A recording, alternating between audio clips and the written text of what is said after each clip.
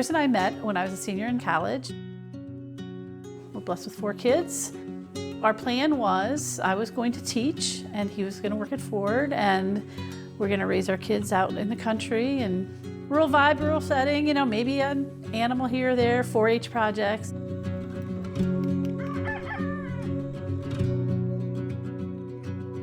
Zach is our oldest, and then Lucas came around 3 years later. Early in his life, we noticed he didn't sleep well. He had some health issues, chronic ear infections. He was then diagnosed with eosinophilic disorder at age 7.5, and that is where our whole journey took a little detour.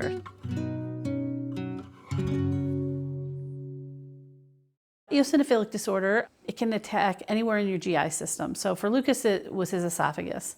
So pretty much his esophagus became a battleground between his white blood cells and food protein. For some people, it might be the protein that's in dairy or wheat or corn or soy.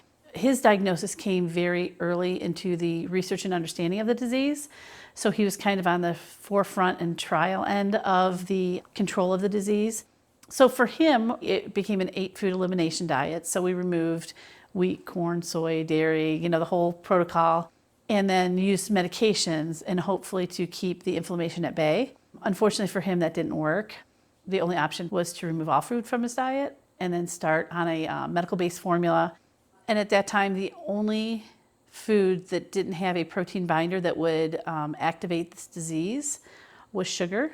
So he had unlimited sugar in his diet as well. So as a 12-year-old, he was, started off loving it because he could have as many Dum Dum Suckers, Pixie Sticks, cotton candy as he wanted, and then reintroduce foods into his diet in a very scripted pattern. We really started looking at labels. I mean, it would take, 2-3 hours to grocery shop because he had to read every label. We no longer did pre-packaged anything because we couldn't guarantee there wouldn't be something in there that may trigger him.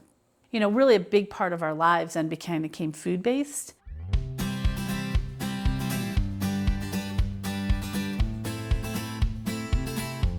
Our first venture into farming started with a blueberry patch.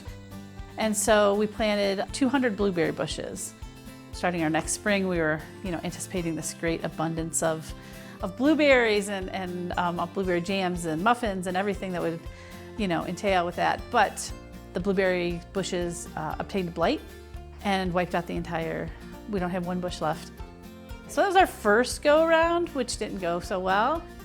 We really looked into developing heirloom vegetables, and that lasted a year because between babies and kids and washing beets at midnight and cutting flowers at 4 a.m. to take them to the market the next day, we learned to have great respect for those who do that kind of farming because it is a labor of love and very intense and very knowledge-based, which we did not have that knowledge whatsoever.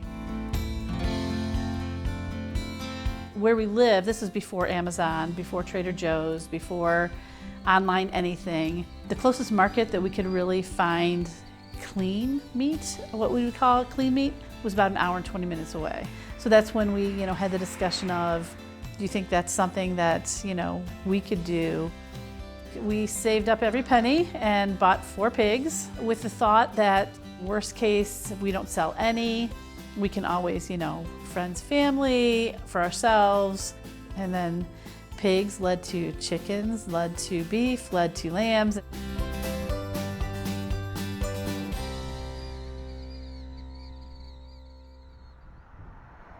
Conventional farming has a place in society, and kudos to anybody in agriculture. The work that they do is surely a passion. With that, conventional farming is a very traditional, row crop farming, or you have hundreds of head of beef. We're considered more of niche farming. We're very, very small in what we do. So, all of our animals are out on pasture. No growth hormones, no antibiotics. We committed to a non-GMO feed for the entire farm. So those are things that are important to us ecologically, sustainability, environmentally. Also is what we needed to do to feed our son. Being a young farmer, maybe not in age-wise, because we were not that young, but new to the whole industry of agriculture, The market has been really helpful because I think there's many people that are similar to us, whether there's bakers or brewers or meat producers, vegetables producers. They kind of all have a similar story. Maybe their child wasn't sick and they needed to find a food source for their family, but so many of our fellow marketers have a story of their own to tell. It's through that community that we really kind of wrap around each other. So Lucas, last count, had 43 different medical procedures at the end of all of that. He had 13 safe foods. He decided his freshman year in college that he just needed a break from it all. And he really worked on cleaning his diet and is really conscious of label reading and has committed to a very active lifestyle. So he's an avid rock climber, avid cyclist, avid outdoor enthusiast. You know, we joke that we spent 13 years getting him well enough to hang off a 3/4 of an inch rope, but he's happy and thriving and living his best life. My journey personally has been learning to embrace the journey. It may not be the one that you imagined or designed or even hoped for, but there is good and greatness that can be found in each step of the way. I think telling the story is a bit healing. It brought us together, fighting the battle together as a family and building the business together as a family. And I think that part of my journey is I have loved meeting all the different people. You know, our story is so similar to so many others. Those that are seeking food that can heal their body and help their body.